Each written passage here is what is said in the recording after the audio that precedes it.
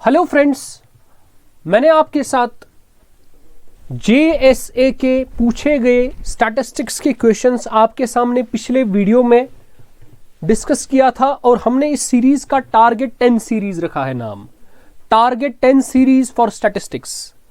तो इस सीरीज के मदद से आप 10 के 10 नंबर टारगेट कर सकते हो फाइनेंस अकाउंट एस्टिमेट में। तो इसमें मैंने सारे क्वेश्चंस जो भी है आपको पता है JSA से लाए हैं। JSA के जो पेपर सारे हैं, सारे शिफ्ट से हमने क्वेश्चंस लाए हैं, ठीक है। तो अगर आपने अभी तक पहला पार्ट इसका नहीं देखा है, आप तुरंत जाके आप वो देखिए, मेरी चैनल पे अवेलेबल होगा। टारगेट 10 स्टैटिस्टिक्स की सीरीज है, वहां पे मैंने प्लेलिस्ट बनाया है, वहां पे आप देख सकते हैं, ठीक है। इसके बगैर भी आपके पास MCQs जो मैंने आपको पढ़ाए हैं वो भी आप देख सकते हो, ठीक है। चलिए अब आज का क्वेश्चन स्टार्ट करते हैं। और क्वेश्चन स्टार्ट करने से पहले अगर आप चैनल पे नए हैं, आप चैनल को सब्सक्राइब भी कर दीजिए और अगर वीडियो अच्छी लगी तो इसको लाइक भी कीजिए और शेयर भी कीजिए। क्वेश्चन नंबर 21 आपकी स्क्रीन पे बता रहा है, calculate mode for the following data. आपको इन डेटा में से बताना है मोड क्या होगा। मोड क्या होता है? मोड होता है वो वाला ऑब्जर्वेशन जो मल्टीपल टाइम्स, ज्यादा टाइम्स रिपीट हो। तो यहां पे कौन हो रहा है? अगर आप 5 पे नजर दोगे, 5 एक बार आ रहा है, 2 बार आ रहा है, 3 बार आ रहा है, 4 बार आ रहा है। तो कोई ऐसा नंबर तो मुझे नहीं नजर आ रहा है जो 4 बार रिपीट हो, ठीक है। तो इसका मतलब इसका ऑप्शन नंबर बी करेक्ट होगा।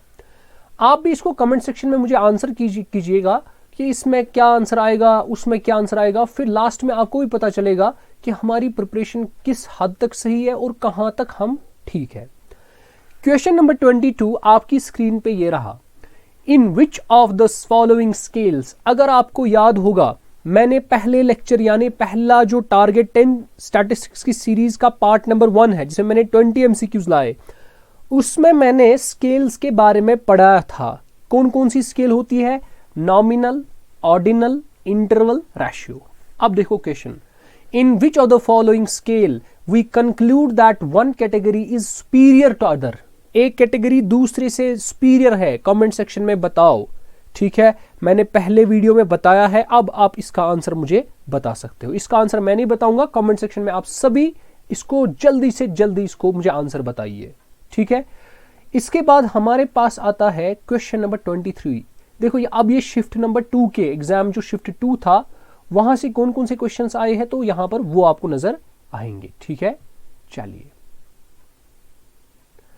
तो क्वेश्चन नंबर 23 आपकी स्क्रीन पे ये बता रहा है, विच of the following is advantage of general fertility rate. General fertility rate का इनमें से क्या एडवांटेज है? सबसे पहले हम रिपीट करते हैं, ये जनरल फर्टिलिटी रेट यानी GFR, ये होता क्या था? मैंने आपको पढ़ाया है। GFR जनरल फर्टिलिटी रेट ये बताता था आपको कितनी लाइव बर्थ्स होती है, number of live births whole divided by, मैंने आपको बोला है, इससे आपको रिवीजन भी होगा, divided by number of womens, number of womens in reproductive age, in reproductive age multiplied by 1000। और याद रखना है, जो इंडिया की वुमेन्स रिप्रोडक्टिव एज है वो कहां से कहां तक है, मैं आपको लोअर लिमिट उसका बताता हूं। 15 ईयर्स से, इंडिया में 15 ईयर्स से कहां तक माना जाता है? 49 ईयर्स तक माना जाता है। अब ये जो आपके पास GFR है, इनमें से आपको बताना एडवांटेज क्या है। क्या ये हेटेरोजेनस फिगर देता है? नहीं। क्या ये सिंपल है? सिंपल तो नहीं है, बिल्कुल भी नहीं है, ठीक है। अब क्या ये कंपेरेबल है? नहीं। It is a probability rate, हाँ ये सही है, ये प्रोबेबिलिटिक रेट है। इसका मतलब option number D is the correct answer, ठीक है। इसके बाद हमारे स्क्रीन पे क्वेश्चन नंबर 24 ये रहा। अब देखिए क्वेश्चन क्या पूछा गया है, ये भी वाइटल स्टैटिस्टिक्स से ही पूछा गया है। आपको बताना है, पर पहले क्वेश्चन को पढ़ लेते हैं, उसके बाद में बताता हूं कि इसमें हमको क्या करना था, ठीक है। चलिए तो क्वेश्चन आपको बता रहा है, इफ देयर वेर, ठीक है, if there were 196413 students in final year of secondary school in 2020। ठीक है, फाइनल ईयर में कितने बच्चे हैं 2020 में? इतने बच्चे 196413। ठीक है, then number of that coherent of students that started first year of secondary school. और फर्स्ट ईयर में कितने थे? फर्स्ट ईयर में इतने थे। आपको बताना है रिटेंशन रेट। ठीक है, रिटेंशन ये खुद ही बता रहा है, रिटेंट करना। रिटेंट क्या होता है? कितने आ रहे हैं, आपको बताना है रेट, यानी जितने पहले आ रहे हैं फिर उससे आपने कंटिन्यू में कितने आ गए, फिर ठीक उससे आपने रिटेन कितने किए। ठीक है, तब से आपने फाइनल ईयर तक रिटेन कितने किए? रिटेन इतने किए। अब आपको इसकी रेट बतानी है, तो याद रखना है रिटेंशन रेट हमेशा होता है बराबर। मैं यहां पे पहले रिटेंशन रेट की फॉर्मूला बताता हूं, इसको आप लिख लीजिए, ये आपको नोट्स बन जाएंगे। थोड़ा थोड़ा मैंने आपको बोला था कुछ चीजें नई भी है जो आपको याद करनी पड़ेगी।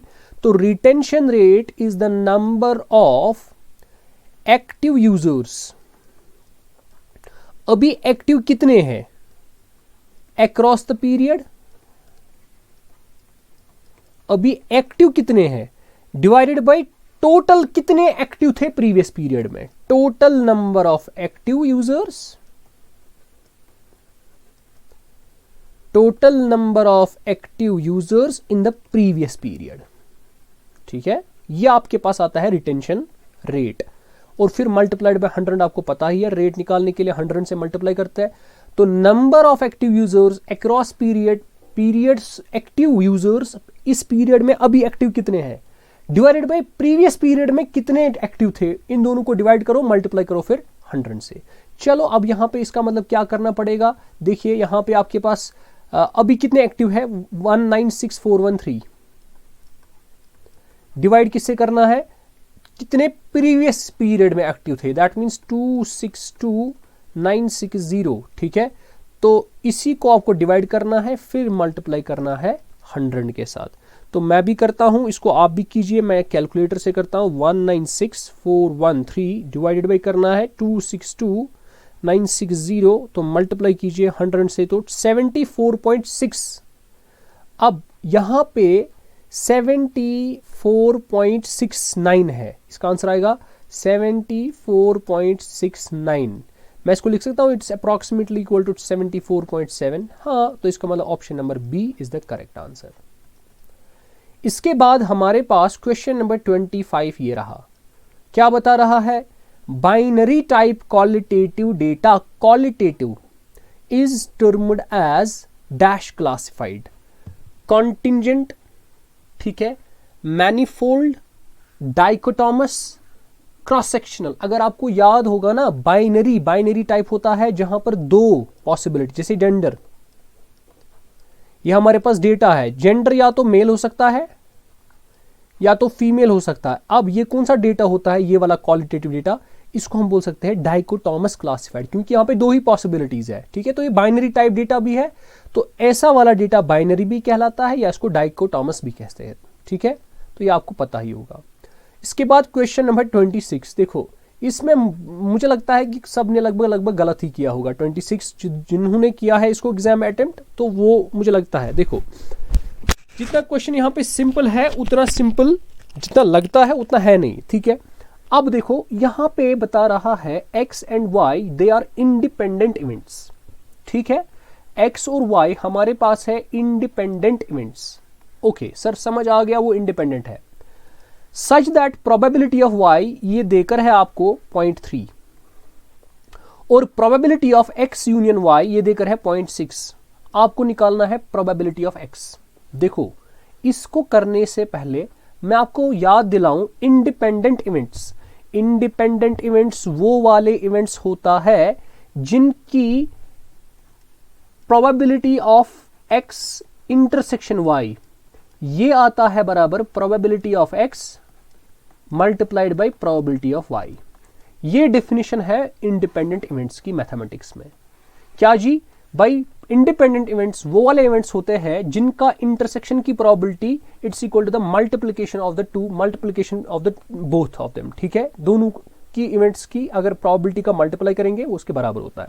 That means probability of x intersection y it's equal to probability of x multiplied by probability of y। अब देखो यहां पे probability of x union y देकर है। जरा पहले मुझे बताओ, आपको ये फॉर्मूला तो याद होगा, probability of x union y it's equal to probability of x plus probability of y, मैंने सेट्स में भी पढ़ा है, minus probability of x intersection y, पढ़ा है ये। अब बताओ probability of x union y किसके बराबर है? 0.6। बिल्कुल फॉर्मूला बेस्ड क्वेश्चन है। प्रोबेबिलिटी ऑफ x वो तो पता ही नहीं है, वो हमें निकालना है। तो जो हमें निकालना है ना उसको हम x से रिप्रेजेंट करेंगे, क्योंकि हमें प्रोबेबिलिटी ऑफ x निकालना है, इसको हम x से रिप्रेजेंट करेंगे, x। प्रोबेबिलिटी ऑफ y कितना है? प्लस करेंगे प्रोबेबिलिटी ऑफ y 0.3। अब minus probability of x intersection y, क्या मैं उसके बदले लिख सकता हूं? प्रोबेबिलिटी ऑफ x के बदले x multiplied by probability of y है 0.3, तो इसको आएगा 0.3 टाइम्स x, ठीक है। अब ये +3 यहां जाएगा तो माइनस में बन जाएगा, तो ये बनेगा 0.6 माइनस 0.3, तो 0.3 आएगा, इज इक्वल टू x में से 0.3x काटो तो ये बनेगा 0.7x, तो x किसके बराबर आएगा? x आएगा 0.3 डिवाइडेड बाई 0.7, पॉइंट हटाते हैं तो ये बनेगा 3/7। तो इसका मतलब कौन सा ऑप्शन सही है? ऑप्शन नंबर डी आपका सही है, ठीक है। तो चलिए आगे चलते हैं हम क्वेश्चन नंबर 27 पे। अंडर प्राइमरी डेटा, आपको पता है डेटा दो होते हैं, प्राइमरी डेटा एक है, सेकेंडरी डेटा दूसरा है, ठीक है। प्राइमरी डेटा होता है जो ओरिजिनल कैरेक्टर होता है और सेकेंडरी ओरिजिनल कैरेक्टर नहीं होता है, ठीक है। Under primary data dash inquiries have to be conducted to gather data. क्या आपको ओल्ड डेटा चाहिए? अरे नहीं, प्राइमरी में तो आप न्यू डेटा कलेक्ट करते हो। कॉन्फिडेंशियल? अरे नहीं, कॉन्फिडेंशियल क्यों, हम तो एक एक से पूछते हैं। इररिलेवेंट? अरे नहीं, रिलेवेंट ही चाहिए ना। तो फ्रेश, हाँ फ्रेश डेटा, तो option number D is the correct answer. Then we have question number 28। अब देखो यहां पे मसला, क्वेश्चन नंबर 28 में आपके पास बता रहा है dash leads to fallacious conclusions, ठीक है। डैश लीड्स टू फॉल्स, इसको बोलते हैं false conclusions, as it inflates, inflates मतलब होता है इंक्रीज करना, ठीक है, as it increases the number of potential mother's.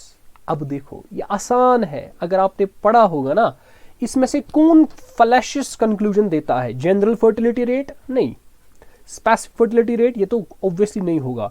इसका आंसर रिप्रोडक्टिव रेट में है, ठीक है। इसका आंसर कहां है? क्योंकि पोटेंशियल मदर्स की बात हो रही है, तो इसका मतलब रिप्रोडक्टिव में आएगा, रिप्रोडक्टिव में ही आएगा, ठीक है। अब इसको समझने से पहले मैं आपको बताना चाहता हूं कि ग्रॉस रिप्रोडक्टिव रेट और नेट, ये NRR means net reproductive rate. अब आप क्या करते थे, जब आप ग्रॉस रिप्रोडक्टिव रेट लगाते थे, उसमें आप खाली वो वुमेन्स लगाते थे जिनकी मतलब रिप्रोडक्टिव एज है, यानी 15 to 49 है, ठीक है, उनका आप रेट निकालते थे, ठीक है। आपको याद होगा GRR कैसे आप कैलकुलेट करते थे? GRR आप कैलकुलेट करते थे कितने वुमेन्स है जो रिप्रोडक्टिव एज में है डिवाइडेड बाय पर 1000, है ना। कितने वुमेन्स है जो यानी 15 to 49 एज ग्रुप में कितने वुमेन्स है, ठीक है, फिर उसको डिवाइड बाय करते थे 1000। मगर आपके पास नेट रिप्रोडक्टिव रेट वो क्या बोलता था? नेट रिप्रोडक्टिव रेट बोलता था असल में ये मॉडिफाइड है। नेट रिप्रोडक्टिव रेट में ग्रॉस रिप्रोडक्टिव रेट को मॉडिफाई किया गया था। इस नेट रिप्रोडक्टिव रेट में उन वुमेन्स की मॉर्टेलिटी रेट भी कंसिडर की गई थी। तो इसका मतलब ग्रॉस रिप्रोडक्टिव रेट में वो वाली वुमेन्स को भी उन्हें इंक्लूड किया हुआ था जिनकी मॉर्टेलिटी के बारे में इशू था, ठीक है, यानी जिनकी मॉर्टेलिटी रेट ज्यादा थी। तो जब मॉर्टेलिटी रेट ज्यादा थी तो वो रिप्रोडक्शन कैसे दिखा सकते हैं, ठीक है। तो इसका मतलब हो गया जब वो मर ही गई, ठीक है, तो फिर रिप्रोडक्शन कैसे हो सकता है? तो उस चीज को रिमूव करने के लिए हमारे पास आता है नेट रिप्रोडक्टिव रेट, ठीक है, जिसमें हम मॉर्टेलिटी रेट को भी इंट्रोड्यूस करते हैं, उसका इफेक्ट भी यहाँ पे स्टडी करते हैं। इसीलिए हमने बोला था ग्रॉस रिप्रोडक्टिव रेट पढ़ा है हमने, it is greater than net reproductive rate, ठीक है, हमने पढ़ा हुआ था शायद। अब हमें ये चीज नहीं पढ़ना है, अब हमें पूछता क्या है, इसमें से कौन सा फॉल्स कंक्लूजन देता है? कौन सा देता है? Gross reproductive rate. क्यों? क्योंकि इसमें ये मॉर्टेलिटी के बारे में कंसीडर नहीं करता है चीजें, क्योंकि मॉर्टेलिटी भी तो होती है, डेथ्स भी तो होती है पोटेंशियल मदर्स की, नहीं ये वो कंसीडर ही नहीं करता था। ये बस खाली देता था कितनी है टोटल पोटेंशियल मदर्स, फिर मॉर्टेलिटी कितनों की हुई उनमें से वो नहीं बताता था वो। इसका मतलब यहां से फॉल्स स्टेटमेंट निकलने के चांसेस है। तो इसका मतलब gross reproductive rate is the correct answer. Then I have the question number 29, the बिल्कुल easy. Dash is broadly thought of as movement by individuals seeking to make relatively permanent change of residence. इनमें से कौन सी ऐसी term है, देखो fertility भी नहीं है, मोर्टिलिटी हो गया मरना, मरने की रेट, ट्रांसफर भी नहीं है, हम इसको माइग्रेशन यूज करते हैं इस टर्म को, ठीक है। चलिए क्वेश्चन नंबर 30 आपकी स्क्रीन पे ये रहा, बता रहा है if the mean of 3, 5, 6, 10, 12 and x is 7 then x is, यानी मीन, इनका मीन 7 के बराबर, मीन किसके बराबर होता है 3 + 5 + 6 + 10 + 12 + x होल डिवाइडेड बाई कितने हैं 1 2 3 4 5 6, तो 6 ये किसके बराबर है 7 के। तो इसका मतलब मैं कह सकता हूं 3 + 5 इज 8, 8 + 6 इज 14, 14 + 10 इज 24, 24 + 12 इज 26, 36, तो ये बन सकता है 36 + x is equal to 6 × 7 is 42, तो x बनेगा 42 में से 36 काटो तो 6 आएगा आंसर, तो ऑप्शन नंबर सी आएगा 30 का आंसर। देन आपके पास next question, question number 31, comment section में बताओ कैसे लग रहे हैं क्वेश्चंस, अब आपको इजी लग रहे हैं क्वेश्चंस कि नहीं, ठीक है। अब मत उन्होंने कुछ जैसे में कुछ ऊंचा साइंस पूछा है, नहीं, रॉकेट साइंस नहीं है, वही है जो आपने पढ़ा हुआ है, बस आपको अप्लाई करनी है चीजें। Time and motion study is example of, देखो बेटा टाइम एंड मोशन, टाइम और मोशन को स्टडी करने के लिए क्या आप किसी को इंटरव्यू करते हो, नहीं, आपको इंटरव्यू नहीं करना पड़ता है। क्या आप मेल करते हो, नहीं। क्या आपको क्वेश्चनरी बनाना है, नहीं, आपको ऑब्जर्व करना है एनवायरमेंट को, वहीं से मोशन स्टडी होगी, ठीक है। आपको देखना है, नेचर को देखना है, टाइम वो भी नेचर से ही समझ आएगा, ठीक है, फिजिक्स है, टाइम एंड मोशन ऑब्जर्वेशन से आता है, ठीक है। तो इसका मतलब इसका ऑप्शन नंबर ए ही सही होगा, सिंपल। इसके बाद हमारे पास आता है क्वेश्चन नंबर 32, क्या बताता है dash include such sources that belong to organisation with which decision maker is associated. अब बताओ, ये बताता है ये इनमें से कौन सा ऐसा सोर्स है जो ऑर्गेनाइजेशन को बिलोंग करता है जिसके साथ डिसीजन मेकर एसोसिएटेड है, जिसने डिसीजन बनाया हुआ होता है वो उसी ऑर्गेनाइजेशन के साथ, दैट मीन्स ये इंटरनल सोर्स है, ठीक है, क्योंकि ये अंदरूनी मामला है, ठीक है, अंदरूनी मामला है, ठीक है। तो इसका मतलब इसका इंटरनल सोर्स करेक्ट आंसर आएगा B. Which of the following tests is satisfied when PAB into PBC into PCA is equal to 1? मैंने आपको बोला था इंडेक्स नंबर अगर हमें देखना है कौन सा अच्छा है कौन सा नहीं है, फिर कौन सा इंडेक्स नंबर हम चूज करें कौन नहीं करें, उनके लिए टेस्ट आते हैं। यूनिट टेस्ट आता है, सर्कुलर टेस्ट आता है, फैक्टर रिवर्सल टेस्ट आता है, टाइम रिवर्सल टेस्ट आता है, चारों के चारों। तो यहाँ पे ये कौन सा टेस्ट है, इसको बोलते हैं सर्कुलर टेस्ट, ठीक है। इसको हम देंगे ऑप्शन नंबर सी। उसके बाद चलते हैं हम नेक्स्ट क्वेश्चन, क्वेश्चन नंबर 34, क्या बता रहा है if the measurement are taken over 2 different attributes, अगर हमने मेजरमेंट 2 डिफरेंट एट्रीब्यूट्स के लिए लिया for same set of individuals, एक ही सेट ऑफ इंडिविजुअल्स के लिए, then to represent data which tables are used, इनमें से कौन सा टेबल आप इस इंफॉर्मेशन के लिए यूज करोगे। जरा पढ़ते हैं। डिस्ट्रीब्यूटिव टेबल ये पढ़ाया है मैंने, आपको याद आना चाहिए। Compile table, contingency table, dependent table. अगर आप एक्सेल चलाते हो ना वहां पर भी यहाँ ये है, तो अगर आप एक्सेल में भी देखोगे ना, अगर आपके पास 2 एट्रीब्यूट्स है एक ही इंडिविजुअल्स के लिए, एक इंडिविजुअल्स के लिए 2 एट्रीब्यूट्स है, ठीक है, 2 डिफरेंट एट्रीब्यूट्स, उस डेटा को रिप्रेजेंट करने के लिए कॉन्टिंजेंसी टेबल्स हम ड्रॉ करते हैं, ठीक है। कौन से टेबल्स, कॉन्टिंजेंसी, ये एक्सेल में भी है, तो हो सकता है एक्सेल में भी ये क्वेश्चन पूछा जाए, ठीक है। इसके बाद calculate median from the following data, ये आपके पास कुछ मीडियन देकर है। अब यहां पे मसला है, ये जो आपके पास दिया है ये मीडियन निकालना है, ये लेकिन डेटा कौन सा है, ये ग्रुप डेटा है। अब ग्रुप डेटा का मीडियन कैसे निकालते थे आप, ठीक है, उसके लिए आपको देखना है कि हम कंटिन्यूअस ग्रुप डेटा को करने के लिए कैसे मीडियन निकालते थे, उसके लिए आपको देखना पड़ेगा। अब क्या बोलता है, मार्क्स 0 से 25 तक 30, यानी ये फ्रीक्वेंसी है, ये आपकी फ्रीक्वेंसी f। अगर आपको याद होगा मैंने आपको बोला मीडियन निकालने के लिए आपको कम्युलेटिव फ्रीक्वेंसी भी निकालनी पड़ेगी, दैट मीन्स यहां पे हम कम्युलेटिव फ्रीक्वेंसी का ऐड करेंगे एक ग्रुप, सो ये कम्युलेटिव।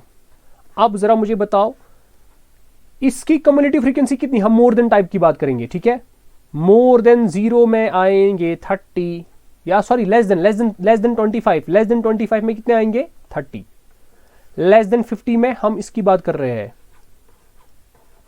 लेस देन 50 में कितने आएंगे 30 प्लस 50 दैट इज 80, फिर 80 प्लस 80 160, 160 प्लस 40 दैट इज 200। इसका मतलब टोटल में कितने स्टूडेंट्स 200 है। अब देखो मीडियन कैसे निकालना है। मैंने आपको बोला था आपको देखना है एन के यहां पे है, एन है 200, जरा इसको डिवाइड कर लो, n बाई 2 कितना बनेगा 100। ये 100 तो ऑब्जर्वेशन किस में फॉल होगी, देखो यहां तक 30 पहली 30 ऑब्जर्वेशन फॉल होती है, यहां तक पहली 80 ऑब्जर्वेशन, 80 से लेकर 160 तक इसमें फॉल होगी। दैट मीन्स ये वाला क्लास आपका मीडियन क्लास है। ये वाला क्लास क्या है आपका मीडियन क्लास।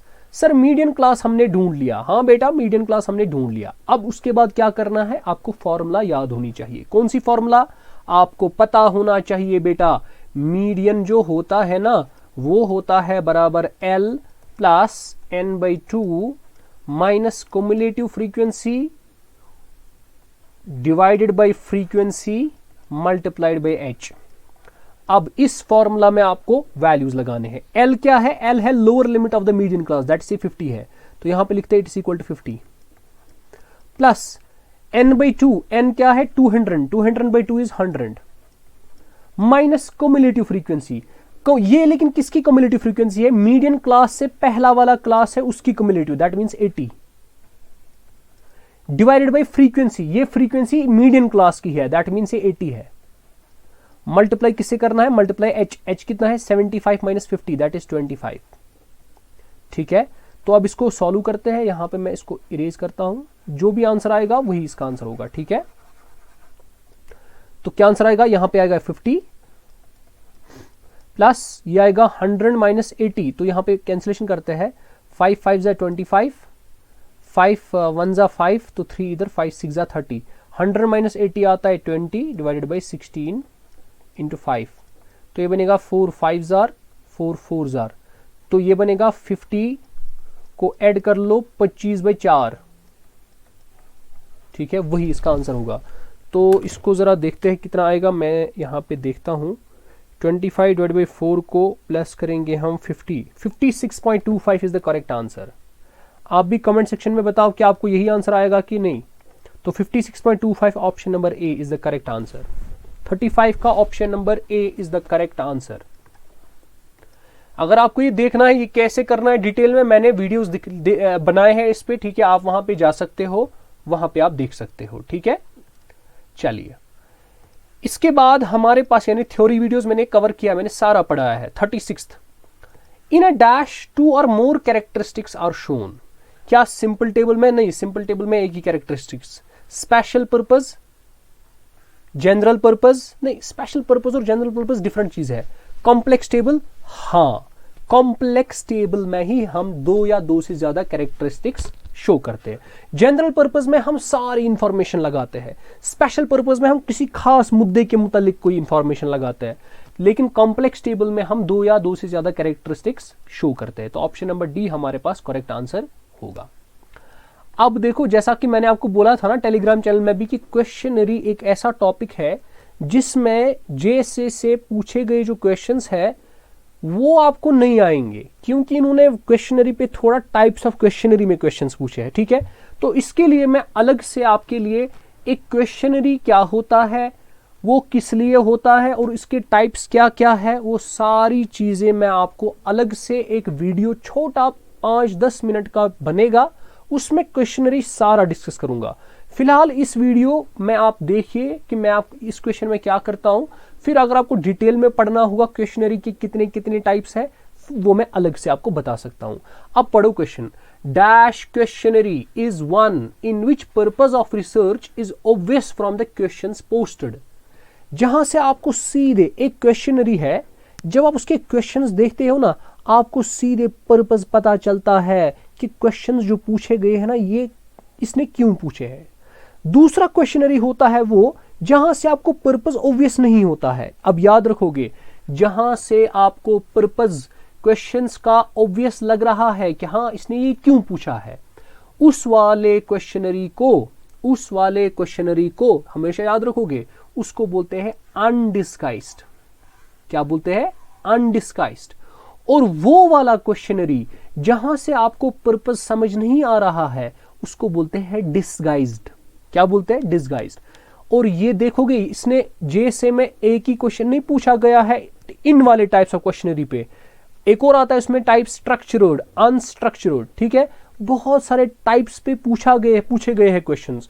तो ये क्वेश्चंस आप बहुत सारे शिफ्ट्स में देखोगे। कौन से? ये वाले क्वेश्चंस, अनडिस्गाइज्ड, डिसगाइज्ड, और इसी तरीके से स्ट्रक्चर्ड, अनस्ट्रक्चर्ड। तो ये सारे मैं आपको एक वीडियो, शॉर्ट वीडियो 5-10 मिनट की बनेगी, उसमें सारी की सारी चीजें मैं आपको बताऊंगा। तो इसका मतलब यहां अनडिस्गाइज्ड एक ऐसा क्वेश्चनरी होता है जिसमें आपको रिसर्च यानी जो क्वेश्चंस पूछे गए हैं क्वेश्चनरी में उसका पर्पस सीधे पता चलता है। तो ऐसे वाले क्वेश्चनरी को क्या बोलते हैं? अनडिस्गाइज्ड। और डिसगाइज्ड कौन सा है? डिसगाइज्ड होता है जिसमें आपको पर्पस ऑब्वियस नहीं पता ही नहीं चलता है कि ये क्यों पूछा गया है, ठीक है। फिर होता है ओपन। ओपन आपको पता है, क्लोज एंड भी पता है। ओपन होता है जिसमें आपको आंसर कुछ जो भी आप लिखना चाहते हो ना अपनी मर्जी से लिखना चाहते हो, लेकिन क्लोज एंड होता है जहां पे आपको आंसर्स वहां से ही मेंशन किए गए, आपको उन पे टिक करना है, ठीक है। ये तो सारा आपको पता है। अब आते हैं, अब आपके पास क्वेश्चन नंबर 38 है। ये हमारे पास प्रोबेबिलिटी से पूछा गया है। देखते हैं क्वेश्चन क्या पूछा गया है। बिल्कुल अच्छे लेवल का क्वेश्चन है। A boy is known to speak truth 2 out of 3 times, ठीक है। 3 में से 2 बार ये सच बोलता है और 1 बार झूठ बोलता है। ही थ्रोज अ डाइस, ये डाई थ्रो करता है, and reports that it is a 3। ये क्या बोलता है? ये डाई को थ्रो करता है और रिपोर्ट करता है कि ये 3 है। बताइए क्या प्रोबेबिलिटी है कि ये सच में ही 3 होगा। अब इस क्वेश्चन को करने के लिए आपको एक थ्योरम का यूज करना पड़ेगा जिसका नाम है बेयस थ्योरम। जिसका क्या नाम है? Bayes theorem. सबसे पहले बेयस थ्योरम को स्टार्ट करने से पहले लेट्स सपोज मैं आपको इसको ऐसे समझाता हूं। हमारे पास एक इवेंट है E1। लेट्स सपोज हमारे पास एक इवेंट है E1 और ये इवेंट है, दिस इज एन इवेंट कि हमारे पास 3 आ गया। Event of getting 3, event of getting 3। फिर हमारे पास E2 एक इवेंट है of not getting 3, of not getting 3। अब मुझे बताओ what is the probability of getting 3? Probability of E1 3 मिलने के क्या चांसेस है? 1/6। What is the probability of not getting 3? Not getting 3 के चांसेस कितने हैं E2 के? सो दैट मींस 5/6, है ना, सिंपल सी बात। अब देखो हमारे पास एक इवेंट है ए इवेंट ऐसा है कि जो मैन बोलेगा दिस इवेंट, इस इवेंट को बोलेंगे हम ए, यानी ए हमारे पास एक ऐसा इवेंट है जिसमें वो बंदा जो बोलेगा वो सच्ची में एक्चुअली 3 ही होगा, ठीक है। तो ए। अब मुझे बताओ probability of A given E1 क्या होगा? इसका मतलब हो गया probability that man reports 3, man report बोले करेगा 3 और वो सच भी बोलता होगा, ठीक है।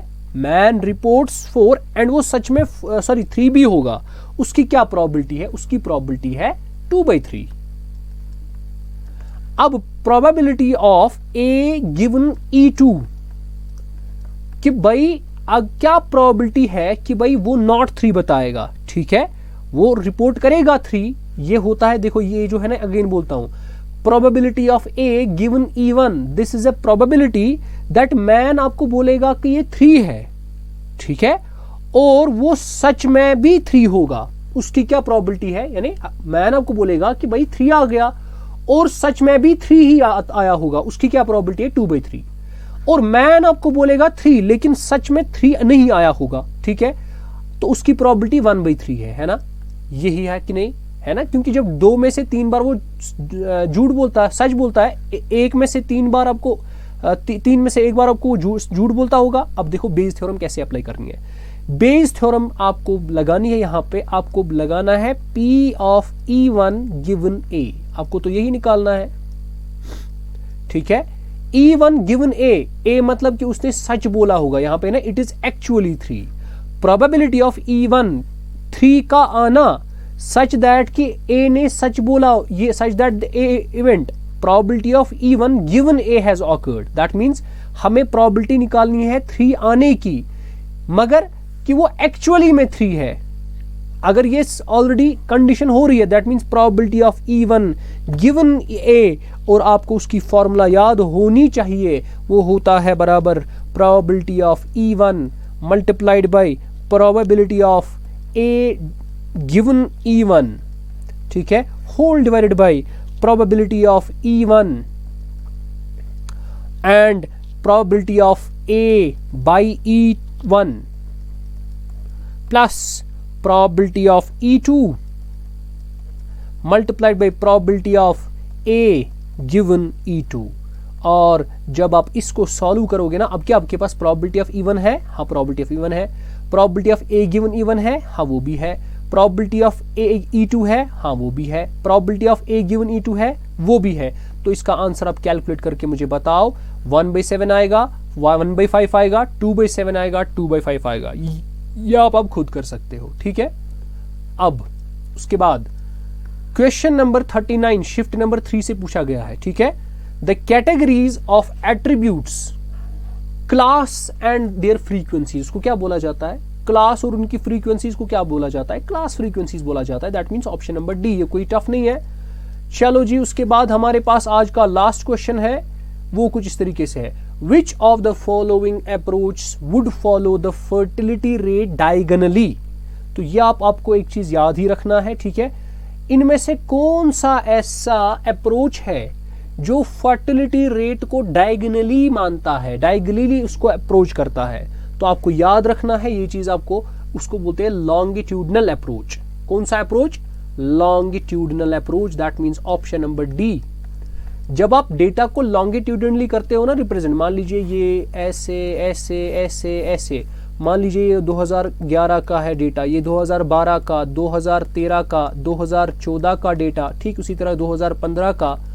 फिर आपके पास जो फर्टिलिटी रेट्स, मिसाल इसमें फर्टिलिटी रेट यहां पर आती है, फिर इसको छोड़कर इसमें फर्टिलिटी 2012 की इधर आती है, इस इधर तो 2013 में यहां को छोड़कर यहां आती है, 2014 में फर्टिलिटी रेट यहां नहीं यहां आती है फर्टिलिटी रेट, और 2015 में यहां नहीं यहां आती है। अब देखो यहां पे डायगोनली आपको फर्टिलिटी रेट्स आती है। ये किस अप्रोच में आती है? लॉन्गिट्यूडनल अप्रोच में, ठीक है, ये आपको याद रखना है।